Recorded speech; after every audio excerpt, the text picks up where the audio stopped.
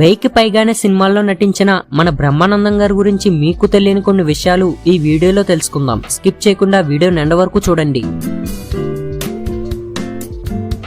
Number 1, Brahmanandam గారు masters of arts నుండి డిగ్రీని పూర్తి చేసి ఆ తర్వాత అత్తిలిలోని తెలుగు టీచర్గా మరియు మిమిక్రీ ఆర్టిస్ట్గా థియేటర్స్ లో పనిచేశారు. నెంబర్ 2, బ్రహ్మానందం గారు 1985 సంవత్సరంలో పక్కపక్కలు అనే టెలివిజన్ షోతో తన కెరియర్ ని మొదలుపెట్టారు. అయితే ఈ షోలో బ్రహ్మానందం చేసిన యాక్టింగ్ చూసి డైరెక్టర్ జంధ్యాల గారు తాను తీయబోయే ఆహనా పెళ్ళంట సినిమాలో మొదట అవకాశం ఇచ్చారు.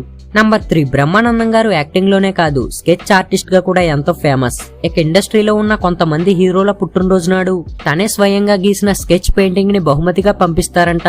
నెంబర్ 4, తన స్నేహితులు మరియు తనతో నటించిన తోటి నటీనటులు తన ఇంటికి వస్తే తనే స్వయంగా వాళ్ళకి భోజనం వండి వడ్డిస్తారంట బ్రహ్మానందం. నెంబర్ 5, బ్రహ్మానందం గారు రాత్రి 7 లోపే తన డిన్నర్ ని పూర్తి చేస్తారు. అలాగే తనకి లేట్ నైట్ షూటింగ్స్ అంటే అస్సలు ఇష్టముండవు.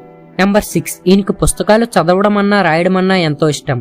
ఇక షూటింగ్ లేనప్పుడల్లా తన గార్డెన్ లో ఒంటరిగా కూర్చుని ఎన్నో పుస్తకాలు రాస్తారు. అయితే రీసెంట్ గా నేను మీ బ్రహ్మి అనే పుస్తకం కూడా రాశారు. నెంబర్ 7, ఆహనా పెళ్ళంట సినిమాలో చేయడానికి తనకి మొదట అవకాశం ఇచ్చిన డైరెక్టర్ జంధ్యాల గారి ఫోటో ఫ్రేమ్ చేయించుకుని తన బెడ్రూమ్ లో పెట్టుకున్నారు బ్రహ్మానందం. నెంబర్ 8, దాదాపు 1000కి పైగా సినిమాల్లో చేసి టాలీవుడ్ ని ఏలిన కామెడీ బ్రహ్మ మన బ్రహ్మానందం.